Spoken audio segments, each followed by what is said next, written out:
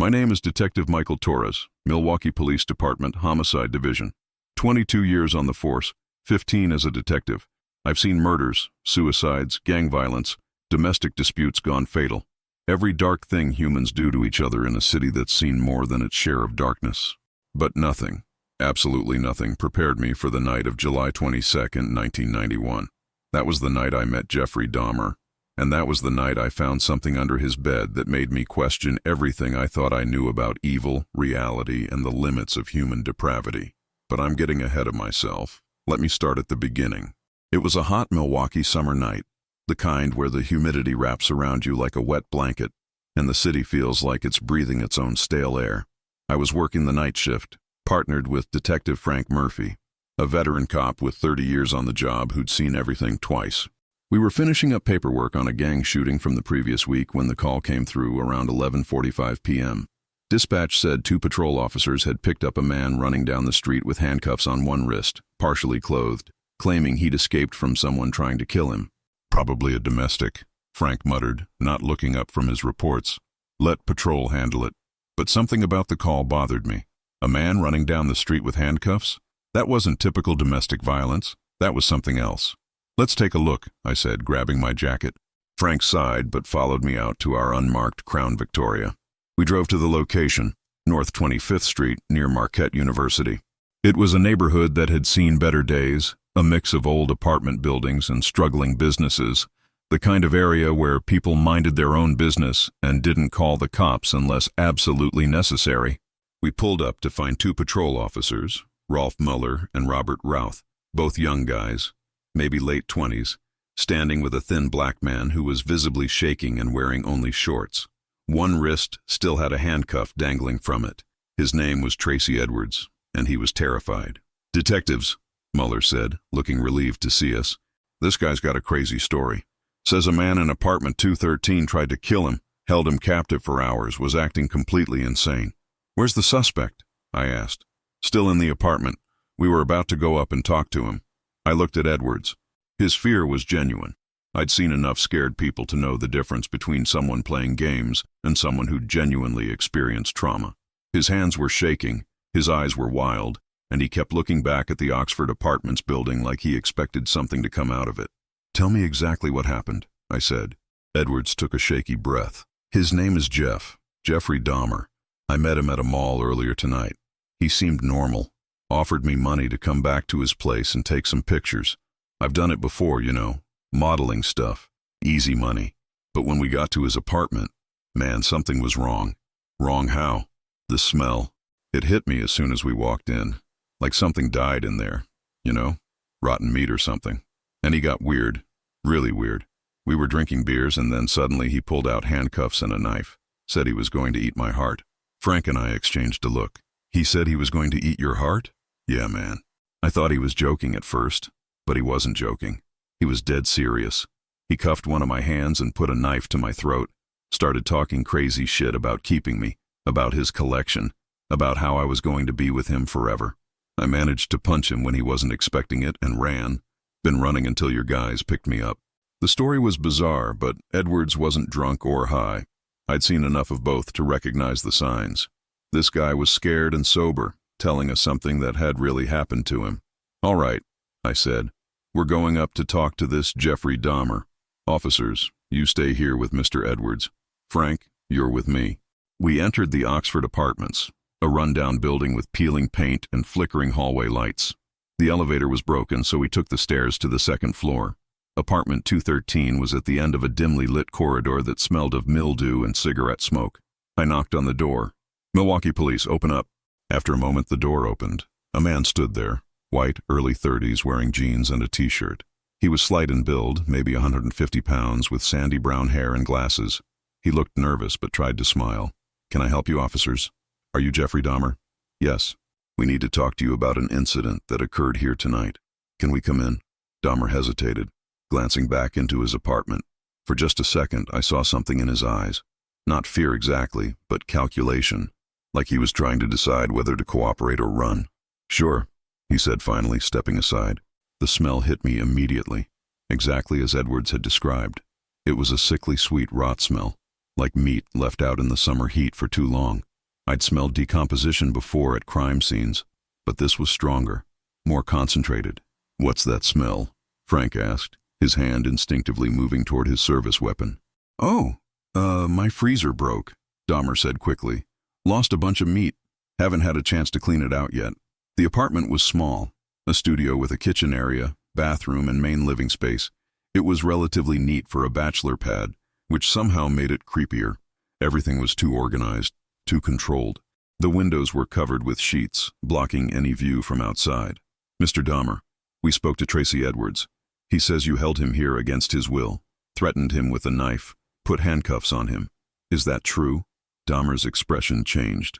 The nervous smile disappeared, replaced by something harder to read. "We were just fooling around. It got out of hand.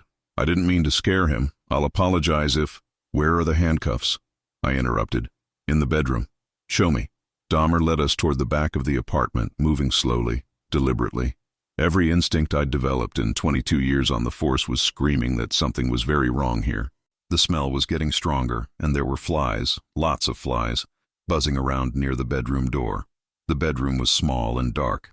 Dahmer flicked on a light, revealing a bed, a nightstand, and not much else. But the smell was overwhelming here, and the flies were even worse.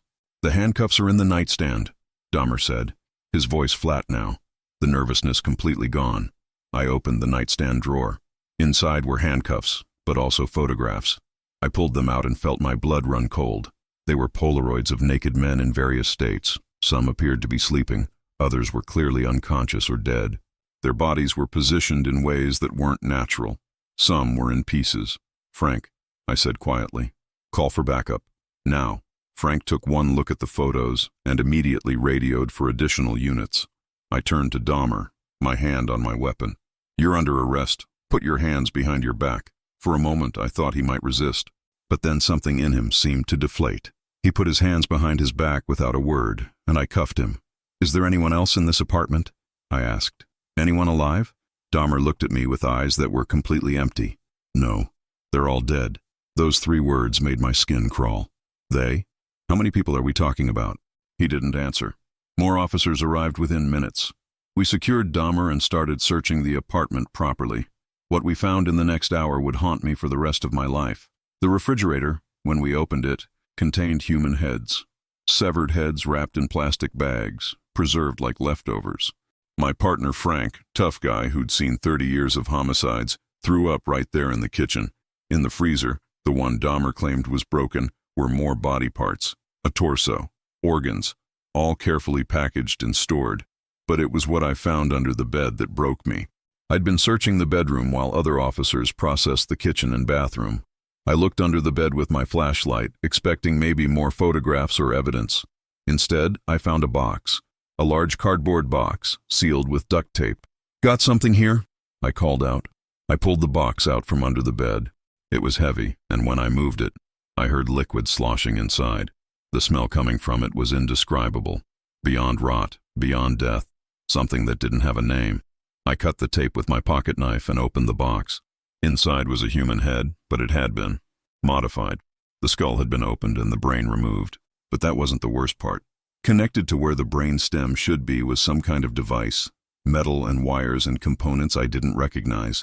It looked almost mechanical, like something out of a science fiction movie, and it was humming, very faintly, but definitely humming, like it was powered by something, like it was still active. "What the fuck is that?" Frank whispered from behind me. I reached into the box, my hands shaking, and touched the device. It was warm, not body temperature warm, electrically warm, like a circuit board that had been running for hours. "Dahmer!" I shouted. "What is this? What the hell did you do?" Dahmer was in the living room, seated and cuffed, surrounded by officers. He looked up at me with those empty eyes. "It's what they wanted," he said simply. "They told me how to do it. They showed me the designs. They said if I did it right, they'd come back. They'd reward me." "Who's they? What are you talking about?" "The ones who visit at night. The ones in the lights. They've been coming since I was a child. They said I was chosen. They said I had work to do." I looked at Frank, then at the other officers. Everyone was thinking the same thing. This guy was completely insane. The device under the bed was probably just some random electronics he'd cobbled together in his delusion, some sick trophy from one of his victims. But I couldn't shake the feeling that it was more than that. The design was too sophisticated, too deliberate, and it was powered by something. There were no visible batteries, no power cord, nothing that explained why it was still humming after what might have been days or weeks under that bed. Captain Richard Williams arrived around 1 a.m. He took one look at the crime scene and immediately called for the FBI. This was beyond typical homicide. This was a serial killer case, and we needed federal resources. "How many victims are we looking at?" Captain Williams asked.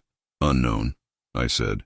"We found remains from at least 4 different people, but based on what he's saying and what we're finding, it could be many more." "Jesus Christ. How long has this been going on?" "We don't know yet. But Captain, there's something else. Something I need to show you." I took him to the bedroom and showed him the box with the modified head and the strange device. Williams stared at it for a long time, his face unreadable. "What the hell is that?" he finally asked. "I don't know, sir. Dahmer claims they told him to do it. Says he's been visited by ones in the lights since he was a child. He's clearly delusional, but this device, it's not homemade junk. It's sophisticated. It's powered by something we can't see, and it's been running for who knows how long." Williams touched the device, felt the warmth, heard the humming. "We need to document this. Photograph everything before we move it. And Michael, don't mention the device in your initial report. Let's figure out what it is before we start making it part of the official record." "Sir, we can't suppress evidence." "I'm not suppressing anything. I'm being cautious." "If this thing is what I think it might be, some kind of classified military technology or experimental equipment, we need to handle it carefully. Document it, photograph it, but keep the details quiet until we understand what we're dealing with." I didn't like it, but Williams was right. If Dahmer had somehow gotten access to classified technology, or if this was connected to something bigger than just one serial killer, we needed to be careful about how we proceeded. The crime scene processing took all night. By dawn, we'd cataloged over a dozen victims' worth of remains throughout the apartment. Photographs showed at least 17 different individuals. This wasn't just a serial killer. This was one of the worst cases in American history. Dahmer was transported to the Milwaukee County Jail, charged initially with murder and false imprisonment. More charges would follow as we identified victims and pieced together the full extent of his crimes.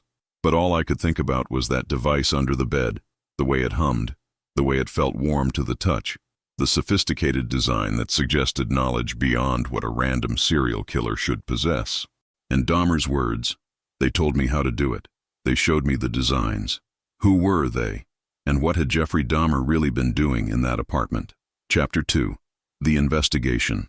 The next 72 hours were a blur of interviews, evidence processing, and slowly piecing together the full horror of what Jeffrey Dahmer had done. The FBI arrived with their behavioral science unit, and the apartment became a federal crime scene. The media descended like vultures. By the morning after Dahmer's arrest, satellite trucks lined the street outside the Oxford apartments, and reporters shouted questions at anyone entering or leaving the building. I barely slept, couldn't sleep. Every time I closed my eyes, I saw that box under the bed, saw that modified head with its impossible device, still humming with unknown power. Captain Williams had been serious about keeping the device quiet. It had been photographed and documented by crime scene techs, but those photos were flagged as sensitive, restricted access in our database. The device itself had been transported to an FBI field office, supposedly for analysis.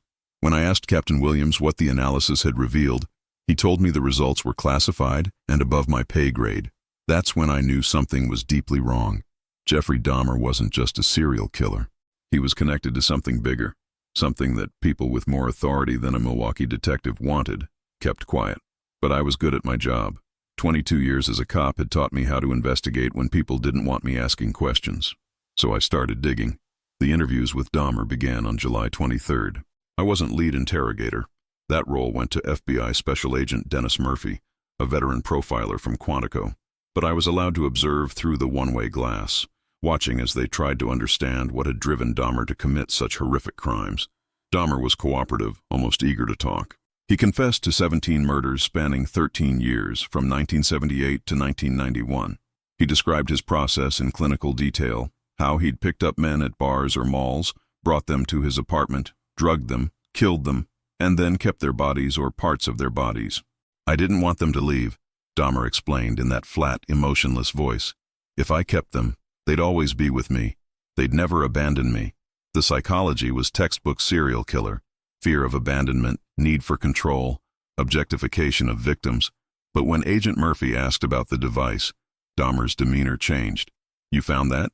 he asked, and for the first time I saw real emotion in his face. Excitement, pride. "We found a lot of things, Jeffrey. Tell me about the device we found under your bed, the one attached to the head." Dahmer leaned forward.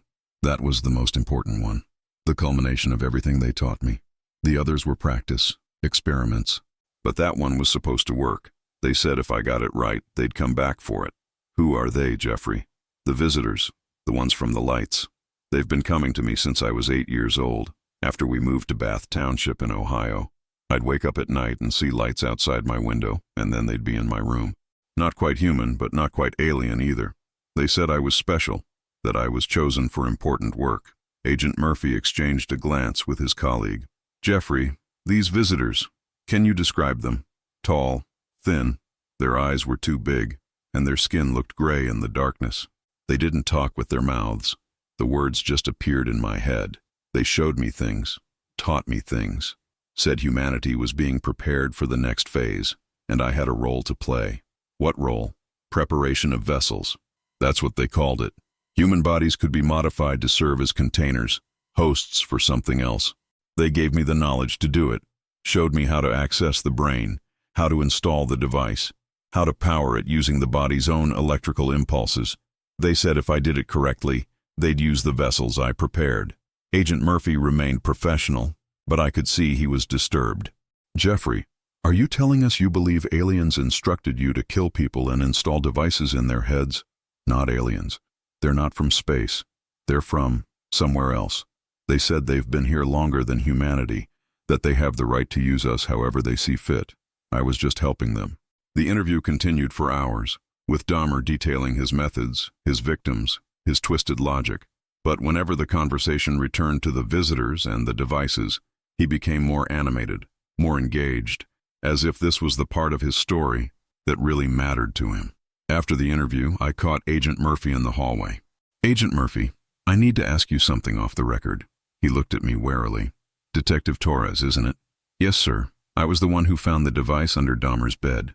I saw it up close. That wasn't some homemade contraption. That was sophisticated technology. And Dahmer couldn't have designed that himself. He barely graduated high school and worked in a chocolate factory. Someone taught him. Someone gave him knowledge he shouldn't have had." Agent Murphy was silent for a long moment. "Detective, what Dahmer is describing is a classic delusion. Paranoid schizophrenia, possibly. Serial killers often create elaborate fantasies to justify their actions. The visitors he describes are projections of his own damaged psyche. And the device? You're telling me a delusional serial killer with no technical training designed and built sophisticated electronics? I'm telling you that when we're done processing all the evidence, we'll have answers.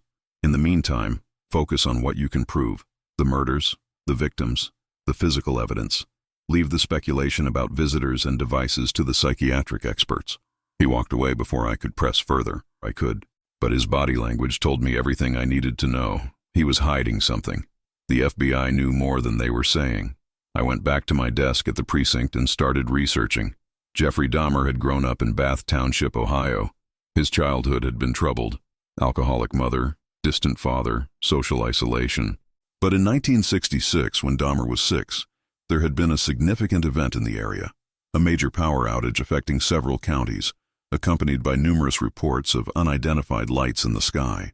I pulled newspaper archives from the local Ohio papers. The Akron Beacon-Journal had covered the event. Mysterious lights puzzle residents during widespread blackout. Dozens of people had reported seeing strange aerial phenomena during the hours when the power was out. Some described disks, others described beams of light. Still others reported seeing figures moving in the darkness. The official explanation had been ball lightning and mass hysteria during a stressful situation. But the details were eerily similar to what Dahmer had described. Lights in the night, figures that weren't quite human, a sense of being observed or chosen. I dug deeper. Dahmer's childhood home in Bath Township was within 30 miles of Wright-Patterson Air Force Base, home of the Air Force's Project Blue Book, the official investigation into UFO sightings that had run from 1952 to 1969. Wright-Patterson was also rumored to house recovered alien technology and biological specimens, though those rumors had never been officially confirmed. Coincidence? Maybe. But my cop instincts told me there were too many connections, too many unexplained elements. I called an old friend from my Army days, Marcus Washington, who'd gone on to work for the Defense Intelligence Agency. We'd served together in the Gulf War and stayed in touch over the years. If anyone could get me information about classified programs or unusual military activities, it was Marcus. "Mike Torres," Marcus said when he answered. "It's been a while. What do you need?" "Information. Off the record. You hear about the Jeffrey Dahmer case here in Milwaukee? Who hasn't? Serial killer, 17 victims, absolute nightmare. What about it?" "We found something at his apartment, something that doesn't add up. Sophisticated electronics attached to one of the victims' heads. Dahmer claims he was following instructions from visitors who've been contacting him since childhood. The FBI seized the device and classified everything about it. I need to know if there's any truth to his story, any classified programs that might explain what we found." Marcus was quiet for a long time. "Mike, you're asking me about things I can't talk about on an open line. But I'll say this. There are projects, old projects from the Cold War era, that explored some pretty dark territory. Mind control experiments, human technology interfaces, attempts to enhance or modify human capabilities. Most of that was shut down in the 70s when congressional oversight got serious. But not everything was shut down, and not everything was reported to oversight committees. Are you telling me Dahmer might have been part of some kind of government experiment? I'm telling you that if you found sophisticated technology at his crime scene, and if the FBI classified it immediately, then somebody above their pay grade is very interested in keeping this quiet. My advice? Let it go. File your reports, testify when the case goes to trial, and move on with your career. Don't ask questions that powerful people don't want answered. Marcus, 17 people are dead. If there's a government connection, if Dahmer was influenced or enabled by some classified program, we need to know. No, Mike, you don't need to know, and trust me, you don't want to know. Some doors, once opened, can't be closed. Some truths can't be unknown. Let this one go." He hung up before I could respond. I sat at my desk, staring at my notes, at the connections I'd drawn between Dahmer's childhood location, the UFO sightings, Wright-Patterson Air Force Base, and the mysterious device we'd found. Everything pointed to something bigger than just one serial killer's delusions. But Marcus was right about one thing. I was just a city detective. Whatever classified programs or secret projects might be involved, they were beyond my reach and beyond my authority to investigate. Or so I thought. The next day I received an unmarked envelope at the precinct. No return address, postmarked from Washington, D.C. Inside was a single sheet of paper with a brief message typed on it.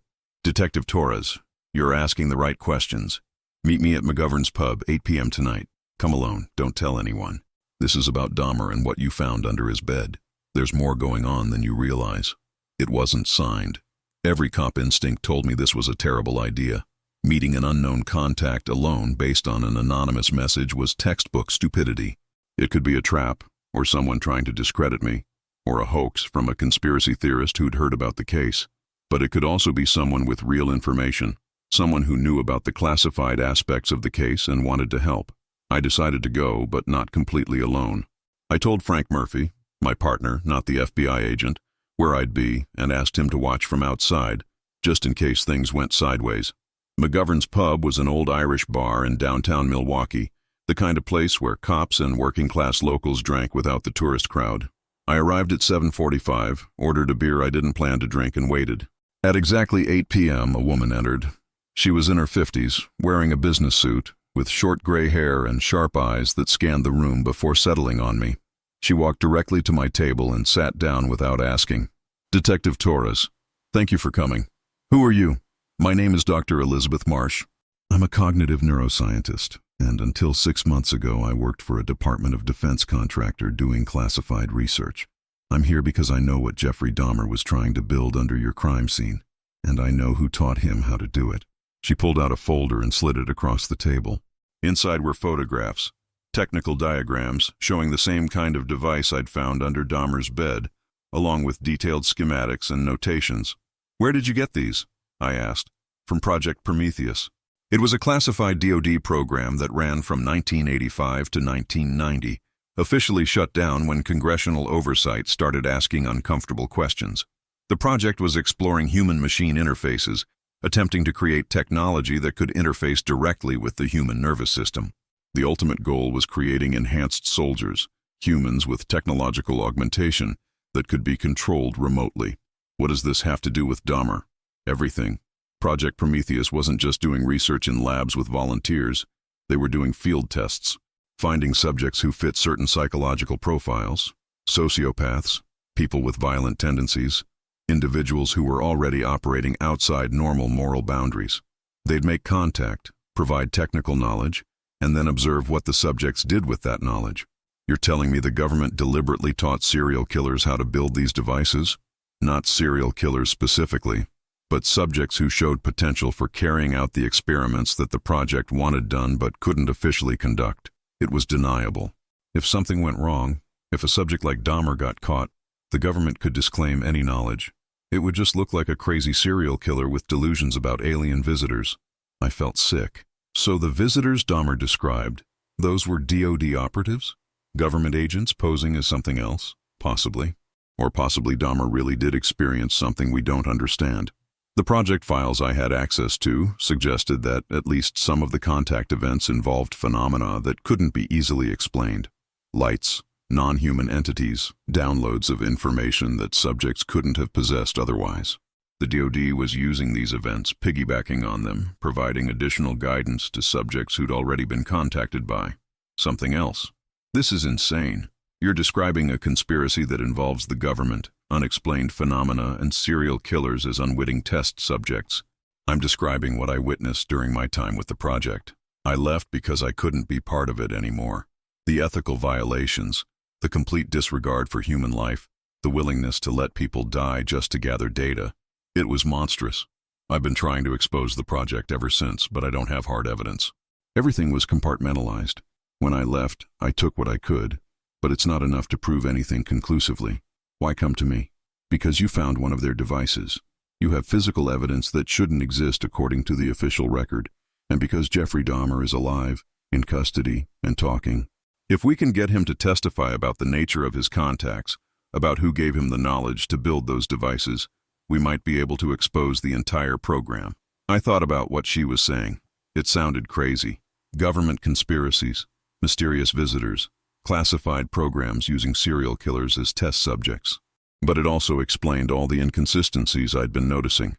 Dahmer's sophisticated technology despite his lack of education, the FBI's immediate seizure and classification of the device, the warnings I'd received to stop asking questions. What do you want me to do? Get Dahmer to talk about his contacts in detail. Record it. Document everything he says about who visited him, what they looked like, how they communicated, what specific instructions they gave. Build a record that can't be easily dismissed or suppressed. And then we go public. We expose Project Prometheus and force a real investigation. That could destroy my career. Hell, it could get me killed if you're right about how far this conspiracy goes. Dr. Marsh looked at me with eyes that had seen too much.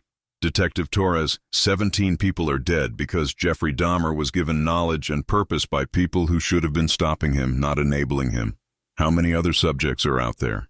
How many other serial killers have been contacted by this project and given tools to continue their crimes? If we don't expose this, the body count will keep rising. She was right. I knew she was right. But I also knew that what she was asking could end everything I'd worked for, my career, my reputation, possibly my life. I need to think about this. Don't think too long. They know you've been asking questions. It's only a matter of time before they decide you're a problem that needs to be solved. She stood up and left as abruptly as she'd arrived, leaving the folder on the table. I sat there for a long time, staring at the technical diagrams, thinking about the implications. Frank came in from his surveillance position outside. Who was that? Someone who's either going to help me expose the biggest conspiracy in American history, or get me killed trying. I honestly don't know which. Jesus, Mike. What are you getting into? Something I probably can't get out of. But Frank, if something happens to me, you need to make sure this information gets out. Promise me. Frank looked worried, but he nodded. I promise. But Mike, be careful. You've got a wife and kids. Don't be a hero if it means not going home to them. I thought about my family, my wife Maria, my 2 teenage sons. What would happen to them if I pursued this? What danger might I be putting them in?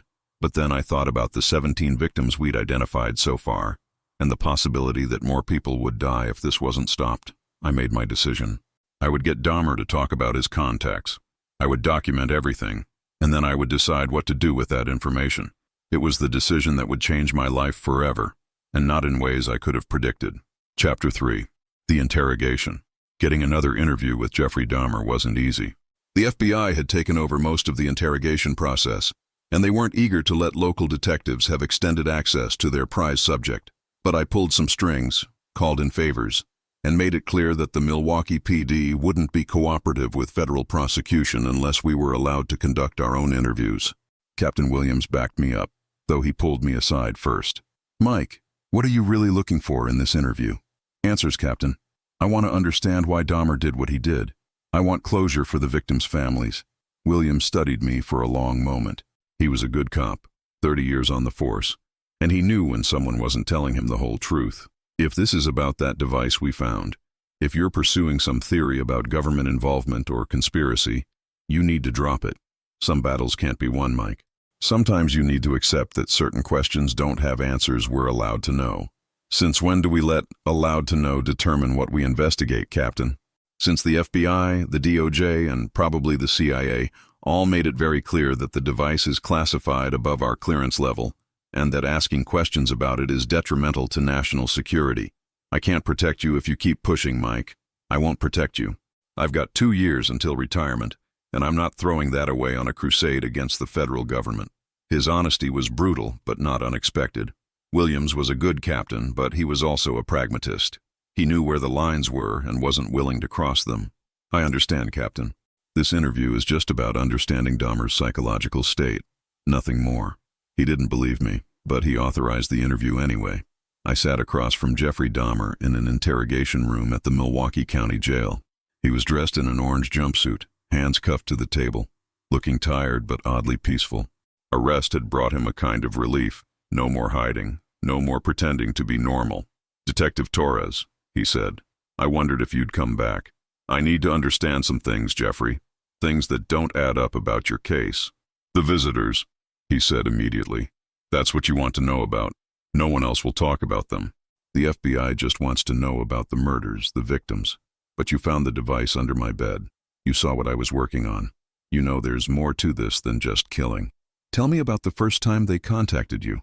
Dahmer leaned forward, and his eyes took on an intensity I hadn't seen before. "I was 8 years old.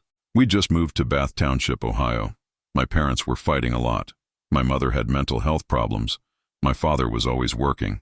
I felt invisible, like I didn't exist except to be in the way. One night, there was a huge storm. Lightning everywhere, thunder shaking the house. The power went out, and I was alone in my room, scared. Then I saw the lights outside my window. Not lightning, something else. Blue and white lights that seemed to hover, to pulse. And then they were in my room. Describe them. They were tall, maybe 7 feet, very thin. I couldn't see them clearly. They seemed to shift, like they weren't quite solid. Their eyes were huge and dark, and when they looked at me, I felt like they could see everything I was thinking, everything I was feeling. They didn't speak out loud. The words just appeared in my head. They said I was special, that I'd been chosen for important work, that when I was older, they'd teach me how to prepare vessels for them, how to modify human bodies so they could be used for their purposes. What purposes? They never told me exactly, just that humanity was going to change, that we'd be upgraded, made into something better, and I could help with that process. They showed me images, not with pictures, but directly in my mind. I saw bodies opened up, brains exposed, and these devices being installed. They told me the devices would allow them to control the bodies remotely, to use humans as extensions of themselves. I tried to keep my expression neutral, but my heart was racing. This matched exactly what Dr. Marsh had told me about Project Prometheus, human-machine interfaces designed for remote control. Did they visit you regularly after that first time? Every few months, always at night, always during storms or power outages. As I got older, they started teaching me things. How the human brain worked, where to make incisions, how to preserve tissue. They gave me knowledge I couldn't have learned anywhere else. I barely graduated high school, detective. I'm not smart enough to have designed those devices on my own. But they showed me, step by step. Jeffrey, Did you ever see anything that made you think these visitors might not be what they claim to be? That they might be human, using technology to make themselves appear alien? Dahmer considered this. I thought about that sometimes. Whether I was crazy, whether the visitors were real or hallucinations. But the knowledge they gave me was real. I tested it. The devices I built worked. And there were times when they brought others with them. Others? Men in suits. They looked military, official. They'd stand behind the visitors and observe. They never spoke to me directly, but I could tell they were involved somehow. Like the visitors were teaching me. But these men were supervising, making sure I learned correctly. My blood ran cold. This was it. Confirmation that human operatives had been present during Dahmer's contacts. Dr. Marsh had been right. Project Prometheus had been real, had been using these mysterious visitors as cover for their own experiments. When was the last time they visited you? About 6 months ago in January. They told me it was time for the final test, that if I could successfully install and activate the device they'd designed, if it functioned properly, they'd return for it. They'd use that body as their first successful vessel. I'd have proof that everything they'd taught me was real and worthwhile. The head we found under your bed, that was the final test? Yes, that was Matthew Turner. He was perfect for it, young, healthy, strong. I kept him longer than the others, made sure everything was right before I harvested what I needed. The installation took hours. I had to be so careful, following their instructions exactly. And when I finally activated the device, it worked. It was running, processing, just like they said it would. Did they come back for it? For the first time, Dahmer's confidence faltered. No, they were supposed to come back within a week, but they never did. I kept waiting, kept checking on the device, making sure it stayed active, but they never came. And then you arrested me, and it's all over now. Jeffrey, I need you to tell me everything you remember about the men in suits, what they looked like, anything they said, any identifying features. They always stayed in the shadows. I couldn't see their faces clearly, but one of them, the one who seemed to be in charge, he had a scar on his hand. I noticed it because he'd gesture sometimes while the visitors were communicating with me. The scar ran from his wrist to his knuckles, looked like a burn scar. I made note of this. It wasn't much, but it was something, a physical characteristic that might help identify one of the Project Prometheus operatives. Did they ever tell you their names? Reference any organization or agency? No, they were always just silent observers. But once I heard two of them talking when they thought I couldn't hear. One said something about Wright-Patterson and the colonel. I didn't know what it meant at the time. Wright-Patterson Air Force Base, the same base I'd already connected to the UFO sightings near Dahmer's childhood home. The pieces were falling into place. Jeffrey, I need you to write down everything you remember about the device installation process. Every step they taught you, every detail about how it works. Can you do that? Why? The FBI already has the device. They'll figure out how it works. Because I don't trust the FBI to tell us the truth. I think there are people at very high levels who know about your visitors, who are using you for their own purposes, and who are now trying to cover it all up. If we document what you know, we have proof that can't be easily suppressed. Dahmer studied me for a long moment. You believe me, don't you? Everyone else thinks I'm crazy, that I made up the visitors to justify what I did. But you actually believe they were real. I believe there's more to your story than just the murders. I believe you were contacted by someone or something, and that contact influenced your actions. Whether your visitors were aliens, government operatives using advanced technology, or something else entirely, I don't know yet, but I intend to find out. If I help you, will you tell the truth about what happened? Will you let people know I wasn't just a monster acting alone, that I was following instructions? I chose my words carefully. Jeffrey, you're still responsible for what you did. You killed 17 people. The visitors, whoever they were, didn't force you to do that. But if there are people who enabled you, who gave you knowledge and tools to continue killing when they should have been stopping you, yes, I'll expose them. I'll make sure the whole truth comes out. Dahmer nodded slowly. All right, I'll write down everything I remember. Every detail about the devices, the installation procedures, the activation sequences. But detective, be careful. If the visitors were real, if they're as powerful as they seemed, they won't want their secrets exposed. And if they were government agents using alien disguises, the government definitely won't want that exposed. Either way, you're putting yourself in danger. I know. I left the interrogation room with pages of notes and a promise from Dahmer to document everything he'd been taught about the devices. It was more evidence than I'd hoped for, but I knew it was also dangerous evidence, proof of a conspiracy that powerful people would want to keep hidden.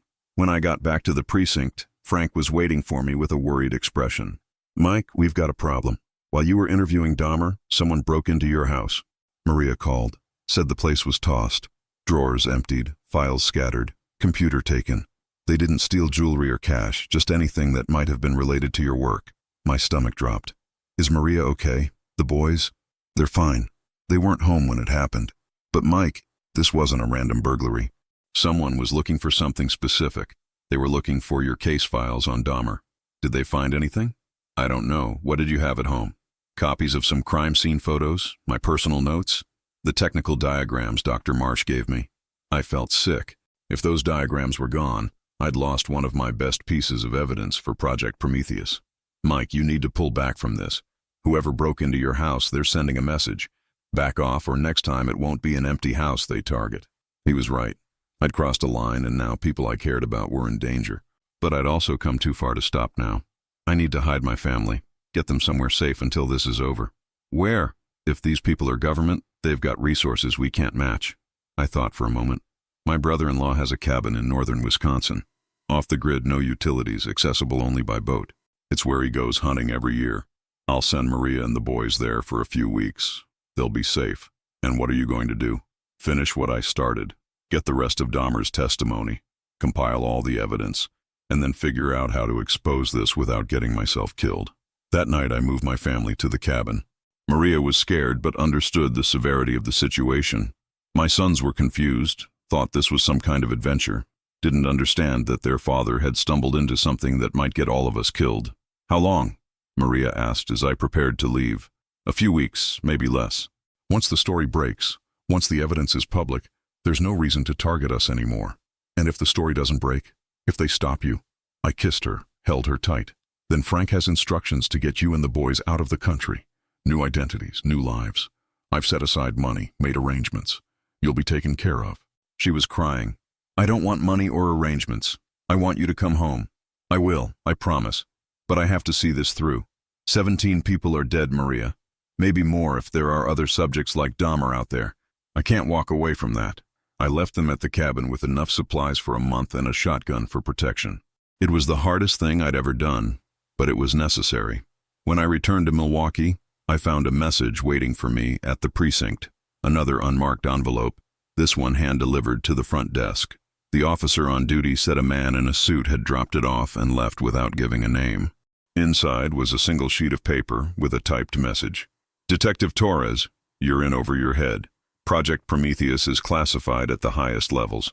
What you've learned about Dahmer's contacts cannot be made public. It threatens national security and ongoing operations. Cease your investigation immediately. This is your only warning.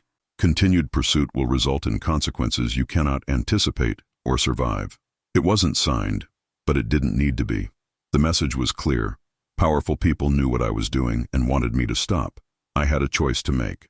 Back down, protect my family, protect my career, and let the truth stay buried.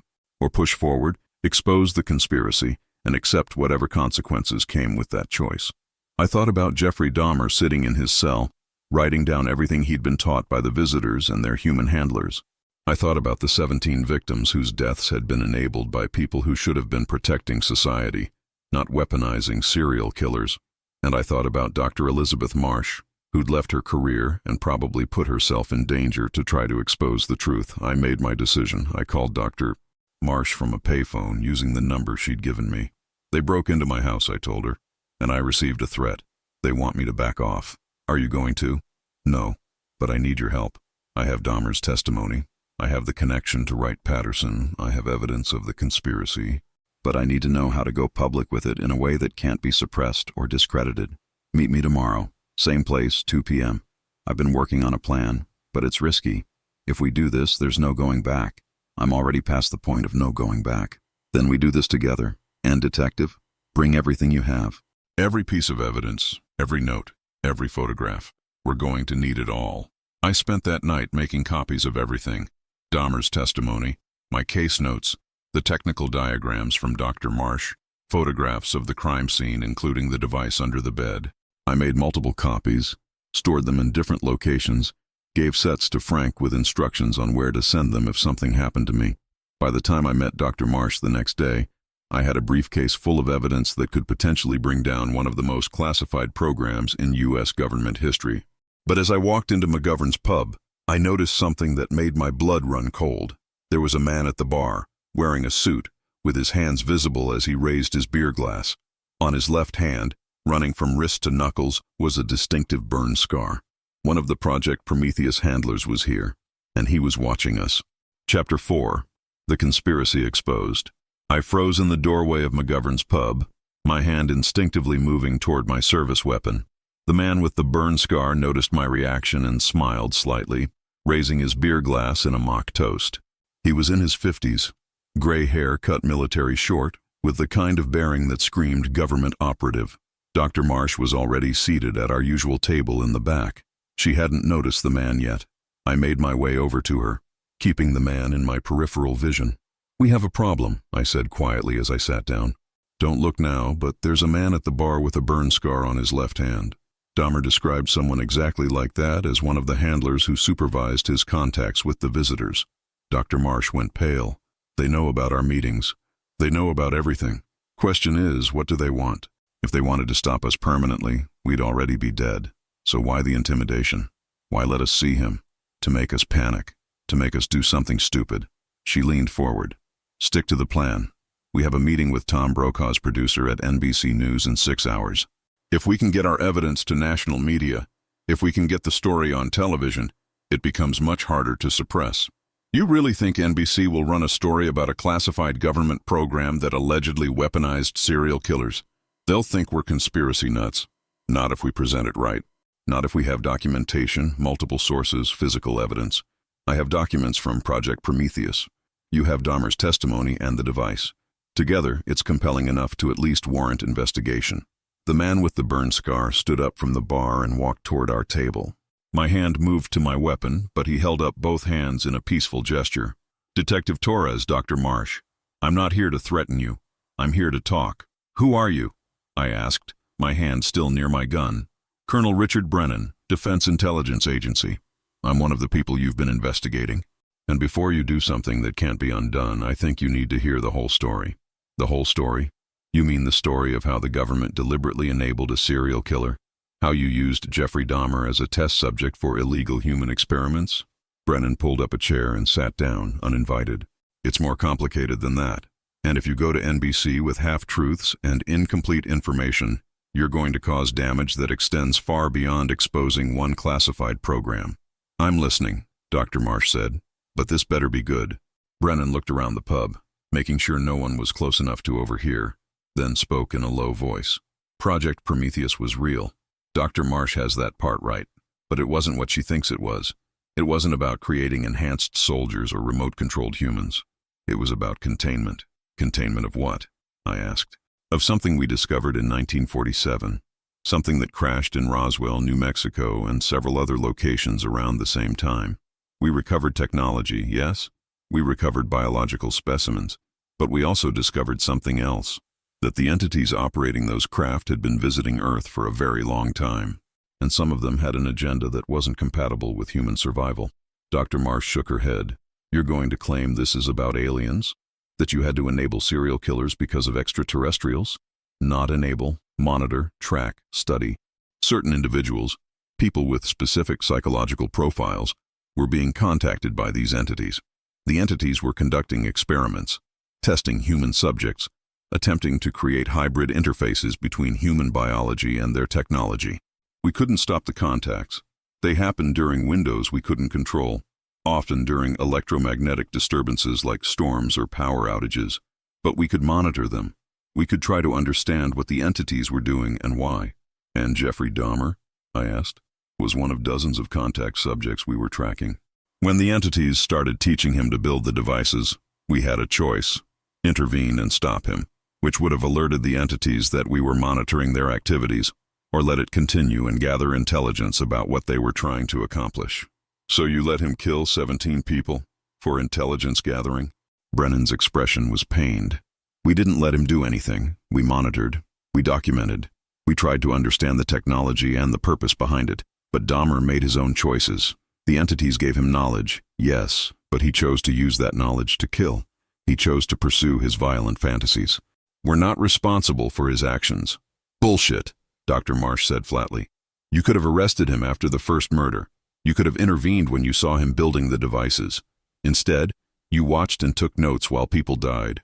And if we had intervened, the entities would have chosen someone else.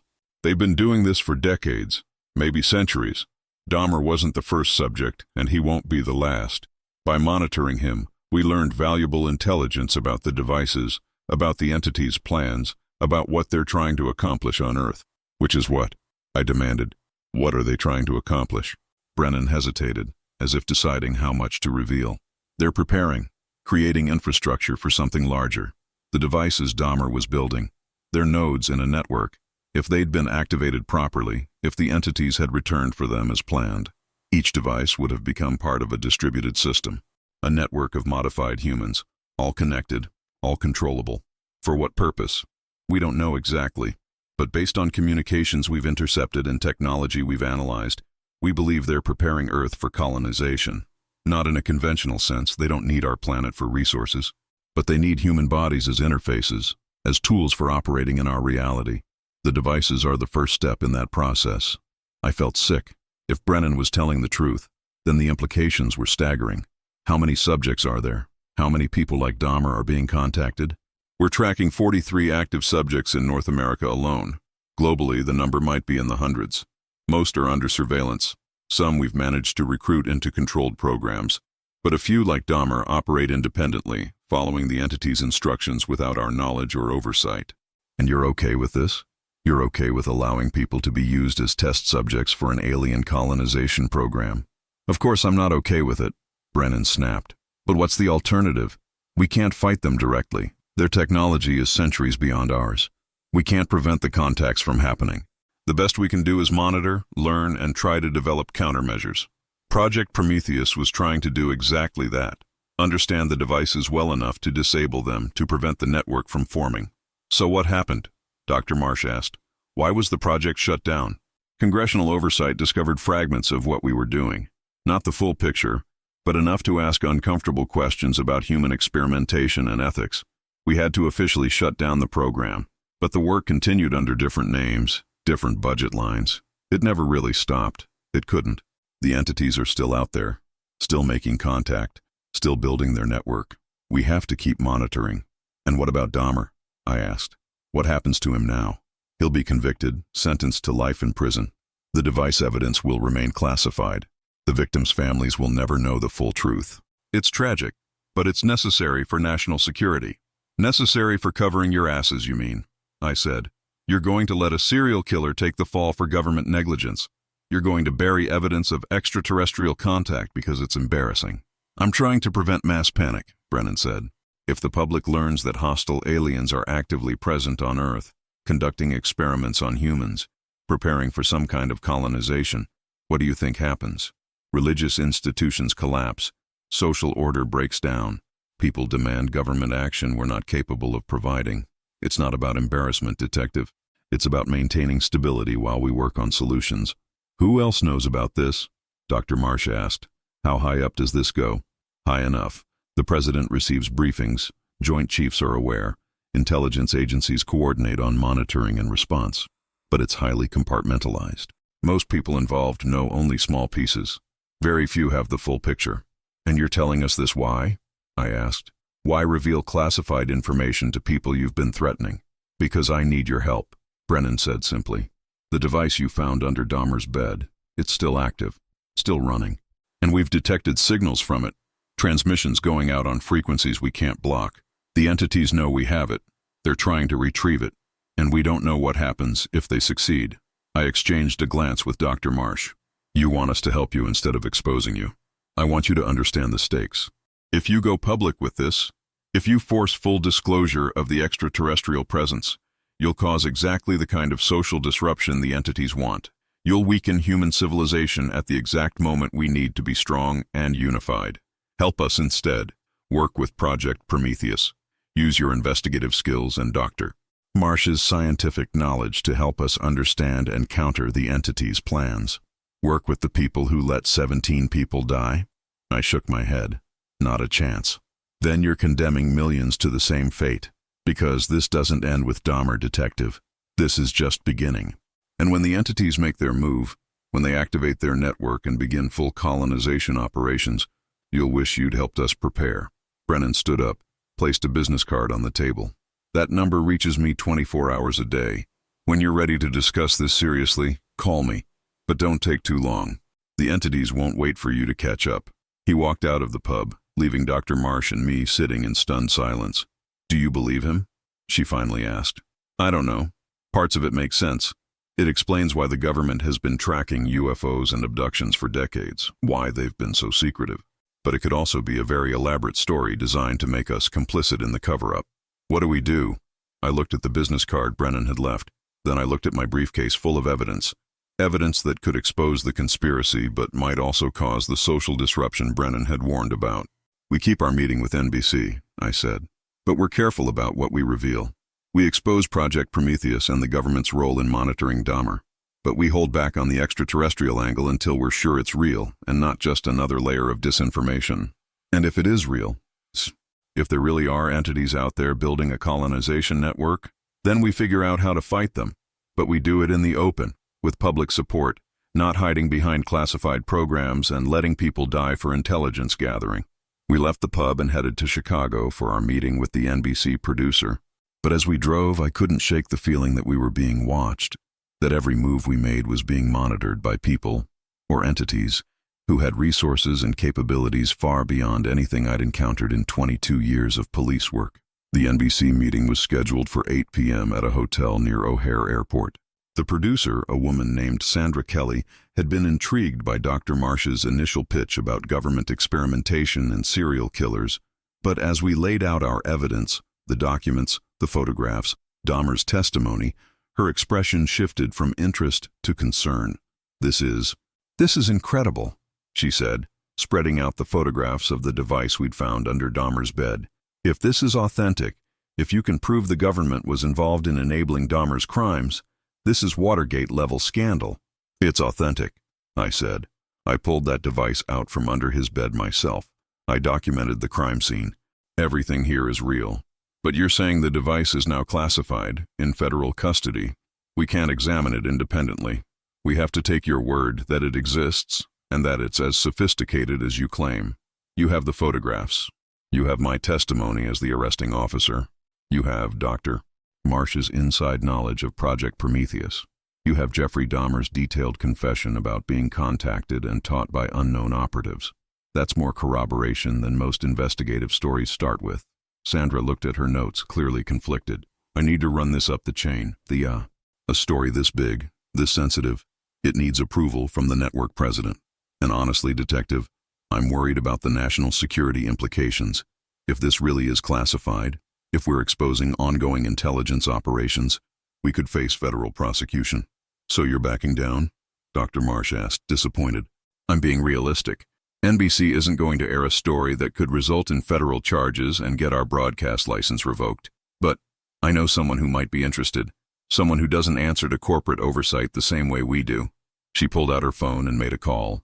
After a brief conversation, she hung up and looked at us. I have a contact at the Washington Post. He's done major investigative work on government programs, published classified documents before. He might be willing to take this on. Are you willing to talk to print media instead of television? I thought about it. Television would have more immediate impact, more visibility. But print journalism, especially at a paper like the Post, meant more thorough investigation, more credibility, harder to dismiss as sensationalism. Set up the meeting, I said. 3 days later, Dr. Marsh and I were in Washington, D.C., sitting in a conference room at the Washington Post with investigative reporter James Chen. He'd spent 6 hours going through our evidence, asking detailed questions, following up on every claim. This is Pulitzer-level material, he said finally. But I need more corroboration. Right now, I have a local detective and a former contractor making serious accusations. I need additional sources. Someone else from Project Prometheus willing to go on record. Maybe former intelligence officials who can confirm the program's existence. I can give you names, Dr. Marsh said. Other scientists who worked on the project, contractors who provided technical support. But most of them signed NDAs with serious penalties. They won't want to talk. Let me try. I've convinced reluctant sources before. Chen looked at me. Detective, I need you to officially request your department's files on the Dahmer case, including the classified materials. If they refuse, that refusal becomes part of the story. If they comply, we have official documentation. They'll refuse. The FBI made it clear that the device is classified. Then we document that refusal. We show that the government is actively suppressing evidence in a serial killer case. That's a story in itself. Over the next 2 weeks, Chen worked his sources while I continued my investigation in Milwaukee. I submitted formal requests for the classified materials, which were promptly denied. I interviewed more people who'd known Dahmer, looking for anyone who might have witnessed the mysterious visitors or government operatives, and I kept receiving warnings, anonymous phone calls telling me to drop the investigation, cars that followed me but never approached, the clear message that I was being watched and that patience was wearing thin. Then, on August 15th, everything changed. I received a call from Chen in Washington. Mike, we've got a problem. I've been working on this story for 2 weeks, getting closer to publication. But this morning I got a call from the editor-in-chief. He's killing the story. On what grounds? He won't say officially, but off the record he told me that the Post received a visit from the Director of National Intelligence. They made it very clear that publishing this story would be considered a threat to national security and that the Post would face consequences, loss of access to government sources, potential prosecution under the Espionage Act, even threats to the paper's ability to operate. So they're censoring the story, using national security as an excuse to cover up murder. Essentially, yes. Mike, I'm sorry. I tried to fight it, but the decision came from the very top. The Post won't touch this story. I slammed my fist on my desk. What about other papers? Other journalists? I've reached out to some colleagues at the Times, the Journal, other major papers. They're all facing similar pressure. Someone at a very high level has decided this story can't be told, and they have the leverage to enforce that decision. After I hung up, I sat in my office trying to decide what to do next. Every avenue for exposing the truth had been blocked. The government had too much power, too much control over information. But then an idea occurred to me. Traditional media couldn't tell this story, but there was another way, a way that had just started to become viable in the early 1990s. The internet. It was still new, still primitive compared to what it would become, but there were bulletin board systems, early online forums, places where information could be shared without corporate or government gatekeepers. I called Dr. Marsh. I have an idea. It's risky, and it means giving up on mainstream exposure. But it might be the only way to get the truth out there. I'm listening. We put everything online, all of it. The documents, the photographs, Dahmer's testimony. We create a complete digital archive of everything we found and we distribute it as widely as possible across the internet.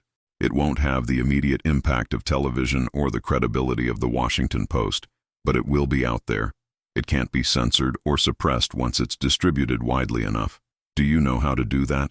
How to set up this kind of distribution? No, but I know someone who does. My son Marcus was 17, a computer whiz who spent hours on BBS systems and early internet forums. I'd never approved of the time he spent online, but now that expertise might be exactly what we needed. I drove up to the cabin where my family was still hiding. Marcus was excited to see me, eager to hear about the investigation. When I explained what I needed, his eyes lit up. Dad, I can totally do this. I know like a dozen BBS systems that would host this kind of information. And there are these things called FTP sites where you can upload large files and people can download them anonymously. If we spread this across enough sites, there's no way they can suppress all of it. Can you do it without getting traced back to you? Sure. I'll route it through multiple systems, use anonymous accounts, cover my tracks. By the time anyone figures out where it came from, it'll already be everywhere. Over the next 3 days, Marcus and I worked together to digitize all of our evidence. We scanned documents, converted photographs to digital files, typed up testimony. We created a comprehensive archive titled Project Prometheus, The Jeffrey Dahmer Connection. On August 20th, 1991, we uploaded it to 12 different BBS systems and FTP sites simultaneously. Within 24 hours, the archive had been downloaded hundreds of times and reposted to dozens of other sites. Within a week, Thousands of people had accessed it. The story was out there, spreading across the primitive internet faster than anyone could contain it. And that's when the real trouble began. Chapter 5. The Fallout. The response to our internet release was unlike anything I'd anticipated. In the pre-social media era of 1991, information spread through BBS systems, and early forums might reach thousands of people, but it lacked the viral explosive quality that would come later with Facebook and Twitter. Still, within conspiracy theory communities and among people who'd been following the Dahmer case, our archive became something of a sensation. But the mainstream media ignored it completely. Without verification from traditional journalists or official confirmation from government sources, our evidence was treated as just another conspiracy theory, interesting to enthusiasts, but not credible enough for serious reporting. The government's response was swift and harsh. 3 days after we uploaded the archive, FBI agents showed up at my door with a warrant for my arrest. I was charged with theft of classified documents, unauthorized disclosure of national security information, and conspiracy to commit espionage. The charges carried a potential sentence of 30 years in federal prison. Dr. Elizabeth Marsh was arrested the same day on similar charges. My son Marcus was questioned but not charged due to his age. The FBI couldn't prove he'd known the materials were classified. I spent 6 weeks in federal custody while my lawyer, a public defender who was clearly overwhelmed by the case, tried to negotiate a plea deal. The government's offer was simple: plead guilty to mishandling classified information, serve 2 years in minimum security prison, and agree to never speak publicly about Project Prometheus or the Dahmer case again. Don't take the deal, Dr. Marsh told me when we were allowed to meet in the detention facility. If you plead guilty, you're admitting that everything we found was classified, which validates the cover-up. Make them prove their case in court. Force them to acknowledge publicly what they were doing. That's a huge gamble. If I lose, I'm looking at decades in prison. My kids grow up without a father. And if you cave, 17 people died for nothing. Their families never get the truth. The project continues. More subjects get contacted. More people die. Is that the legacy you want? She was right, but the decision weighed heavily on me. I thought about Maria and my sons, about the life I'd built over 22 years in law enforcement. One decision in July, to investigate too deeply, to ask too many questions, and all of it was being taken away. But I'd seen what was under Jeffrey Dahmer's bed. I'd heard his testimony about the visitors. I knew there was a conspiracy, knew that powerful people were hiding the truth about extraterrestrial contact and using American citizens as test subjects. I couldn't let that go, even if it cost me everything. I'm going to trial, I told my lawyer. No plea deal. Make them prove their case. The trial began in November 1991. The government's case was straightforward. I'd taken classified documents without authorization and published them publicly. The documents themselves, they argued, were classified because they revealed sensitive intelligence sources and methods, but they refused to specify what those sources and methods were. They invoked national security privilege, asking the judge to accept their classification decisions without examining the actual content of the documents.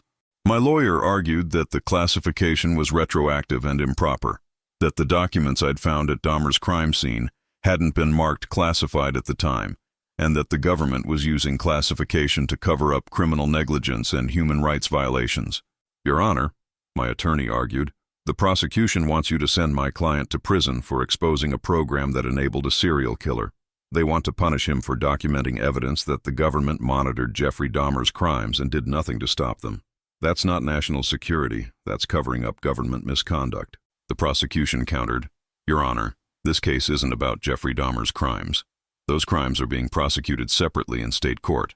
This case is about a police detective who took documents clearly marked as classified, documents related to ongoing intelligence operations, and published them on public computer networks, potentially compromising national security and endangering intelligence assets. The judge, a Reagan appointee named Harold Matthews, seemed sympathetic to the national security argument, but he agreed to review the classified documents in camera, in his chambers, to determine if the classification was legitimate. That review took 3 days.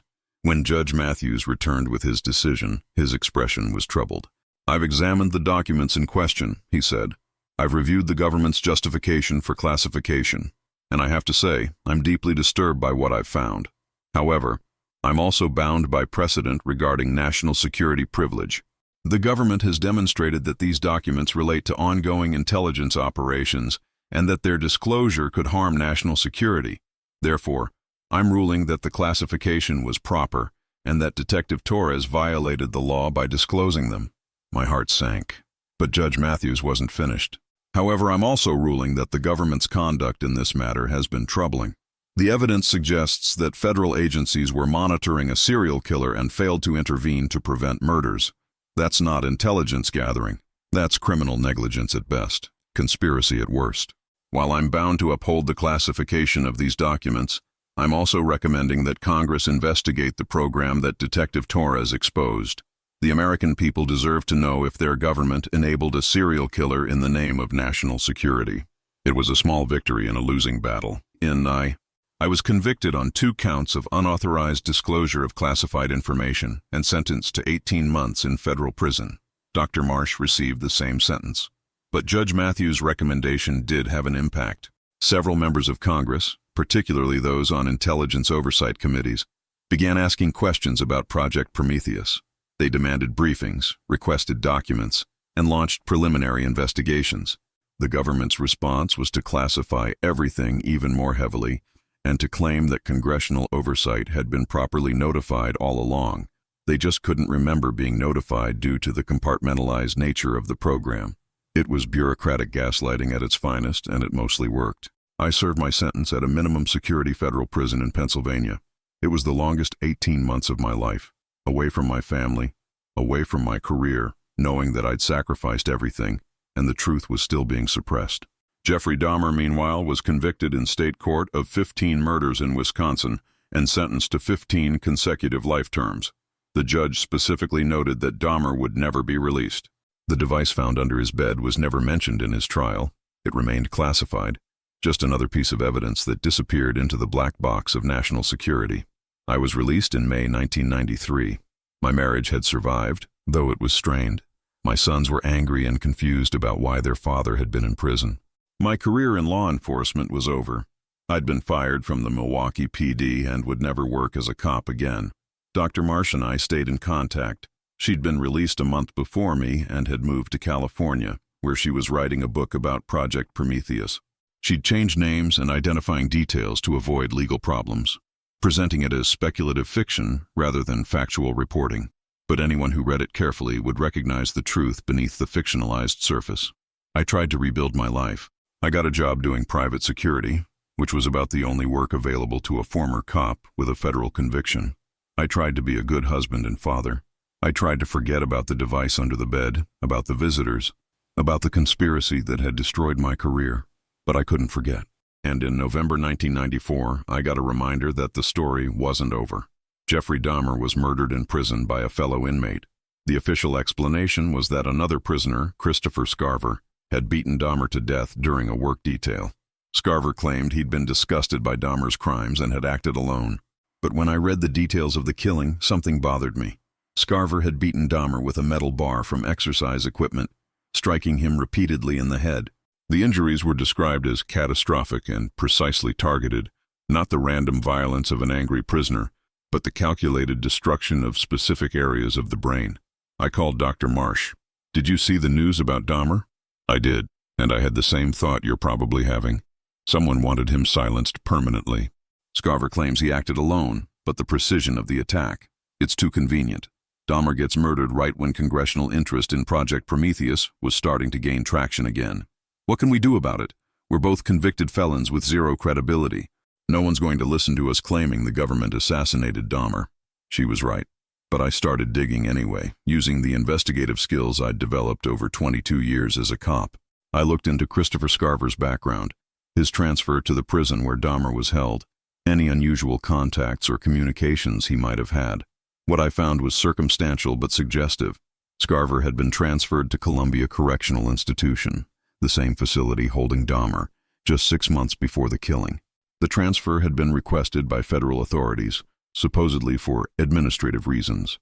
Scarver had also received several visits from a man identifying himself as a religious counselor who wasn't affiliated with any church or official prison ministry program. And most tellingly, Scarver's commissary account had received a deposit of $5,000 just 2 weeks before he killed Dahmer, a huge sum for a prisoner with no wealthy family or outside support. Someone had paid Scarver to kill Dahmer. Someone wanted him dead before congressional investigations could compel him to testify about Project Prometheus and the visitors. I compiled my findings and sent them to the same journalists who'd initially been interested in the story. They all declined to pursue it. Jeffrey Dahmer was dead, the case was closed, and no one wanted to reopen questions about government conspiracies. But the story continued to spread through alternative channels. The internet was growing, becoming more sophisticated. Websites were replacing BBS systems. More people had access. Our original archive about Project Prometheus had become something of a legend in conspiracy theory circles, downloaded and shared thousands of times. In 1997, I was contacted by a filmmaker who wanted to make a documentary about the case. He'd read our archive, interviewed Dr. Marsh, and believed there was a compelling story about government overreach and classified programs operating beyond oversight. The documentary, The Prometheus Protocol, was released in 1998 at small film festivals and eventually found distribution on early internet video platforms. It didn't make mainstream news, but it reached hundreds of thousands of people who were interested in UFOs, government conspiracies, and unexplained phenomena. Through that documentary, I was contacted by others, former intelligence officers, scientists who'd worked on classified programs, even a few individuals who claimed to have been contacted by the same visitors that Dahmer described. One contact in particular stood out. In 1999, I received a package from an anonymous sender. Inside was a photograph of the device we'd found under Dahmer's bed, but this photo had been taken after the FBI seized it.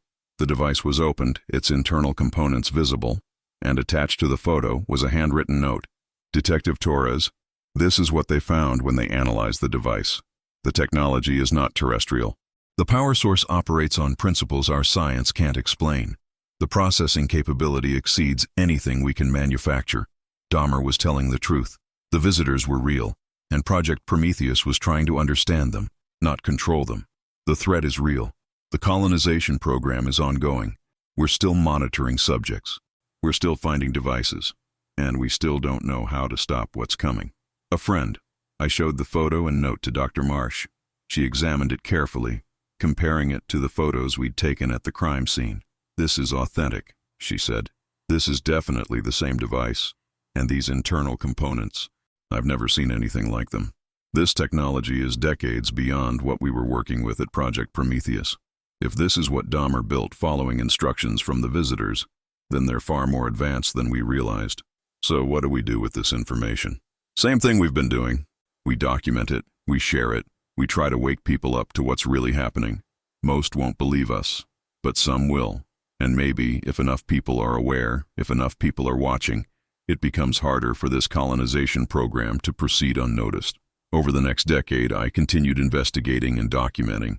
I built a website that archived everything we'd found about Project Prometheus, about Dahmer's contacts, about the device technology. The site attracted a small but dedicated following, people who'd had their own strange experiences, who'd seen things they couldn't explain, who believed that something was happening that governments and mainstream media weren't acknowledging. In 2004, I was contacted by Colonel Richard Brennan, the DIA officer who'd confronted Dr. Marsh and me at the pub back in 1991. He was retired now, no longer bound by the same restrictions. Detective Torres, he said when we met at a coffee shop in Milwaukee, I wanted to apologize. For what? Enabling a serial killer? Covering up murders? Having me arrested? For all of it. You were right to expose what you found. The program was morally indefensible, even if the threat it was monitoring was real. We let people die to gather intelligence. That's unforgivable. So why are you here? To tell you that you were right about something else too. The colonization program is real. The entities are still making contact with human subjects. We've documented over 300 contact events globally since Dahmer's arrest, and the devices are getting more sophisticated. The next phase of their plan is approaching. What is the next phase? Integration. They've been installing devices in subjects for decades, building a network of modified humans scattered across the planet. When they reach critical mass, when enough devices are active and connected, they'll activate the network. Every human with a device becomes a node, a controllable endpoint they can use to interface with our reality. It's not invasion in the traditional sense. It's infiltration and assimilation. How many devices are active now? We've identified and disabled about 40% of them. The rest are hidden, scattered across dozens of countries. We're racing against time to find and neutralize them before activation. Why are you telling me this? Because I'm dying. Pancreatic cancer, 6 months to live, and I can't take this secret to my grave. Someone needs to know the truth. Someone needs to keep fighting this even after people like me are gone. Brennan gave me a flash drive containing classified files, documents about Project Prometheus, reports on contact events, technical analyses of the devices, everything he'd been able to compile during his career. "Use this however you think best," he said. "Just don't let the truth die with my generation." I published those files online in 2005. They created a brief stir in conspiracy theory communities, but were largely ignored by mainstream media and government. By that point, I'd been labeled a conspiracy theorist, my credibility destroyed by the federal conviction and years of making claims that most people found too outlandish to believe. But I kept documenting, kept investigating, kept sharing what I found. Epilogue, 2024. I'm 71 years old now. It's been 33 years since I arrested Jeffrey Dahmer and found that device under his bed. 33 years of trying to expose the truth about Project Prometheus, about the visitors, about the colonization program that most people still don't believe exists. Maria passed away in 2019. The stress of everything we went through, the years of harassment and financial struggle after my conviction, it took its toll on her health. My sons are grown now, with families of their own. They love me, but they're also embarrassed by their father, the conspiracy theorist, the former cop who threw away his career chasing stories about aliens and government programs. Dr. Elizabeth Marsh died in 2015. Her book about Project Prometheus, thinly disguised as fiction, sold modestly and was largely forgotten. But she never stopped believing, never stopped trying to warn people. The internet has changed dramatically since those early BBS systems where we first uploaded our archive. Now information spreads instantly, globally. Our original documents have been shared millions of times. YouTube videos analyzing the Dahmer case and the device mention our findings. Podcasts dedicated to conspiracy theories and unexplained phenomena regularly discuss Project Prometheus. But despite all this attention, despite decades of documentation and testimony, the truth remains classified. The government neither confirms nor denies the existence of Project Prometheus. Jeffrey Dahmer's crimes are remembered, but the sophisticated technology we found is forgotten or dismissed as another conspiracy theory. And the contacts continue. I still receive messages from people claiming to have been visited by entities matching Dahmer's descriptions. I still hear about devices being built, about subjects receiving instructions, about the network growing. Colonel Brennan died in 2005, just as he'd predicted. But before he died, he told me something that's haunted me ever since. The activation date is approaching. We don't know exactly when, but our projections suggest sometime in the next 20 to 30 years. When it happens, everyone will know the truth. But by then, it will be too late to stop it. I don't know if he was right. I don't know if there really is a colonization program, if the entities are real, if the devices are building towards some catastrophic activation event. But I know what I saw under Jeffrey Dahmer's bed. I know that technology existed that shouldn't have. I know the government went to extraordinary lengths to suppress that information. And I know that powerful people decided 17 deaths were an acceptable price for intelligence gathering. Those are facts, not theories. Everything else, the visitors, the colonization program, the approaching activation, might be real or might be elaborate disinformation. I've spent 3 decades trying to determine which, and I'm still not certain. What I am certain of is this: some secrets stay buried for good reasons, and some stay buried for bad reasons. And sometimes the only way to tell the difference is to dig them up and let people decide for themselves. I was the cop who caught Jeffrey Dahmer.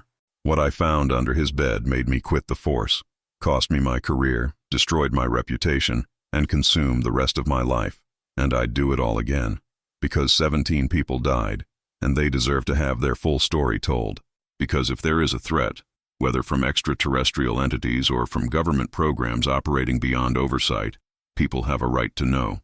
I'm writing this now, in 2024, because I'm getting old and my health isn't what it used to be. When I'm gone, this testimony will be all that remains. Another document added to the thousands already circulating online, probably dismissed as the ravings of a discredited conspiracy theorist. But maybe, just maybe, someone will read this and recognize the truth. Maybe someone with more resources, more credibility, more power than I ever had will pick up this investigation and take it further. Or maybe Colonel Brennan was right, and the truth will reveal itself soon enough, whether we're ready for it or not. Either way, I've done what I could. I've documented what I found. I've told the truth as I understand it. The rest is up to you.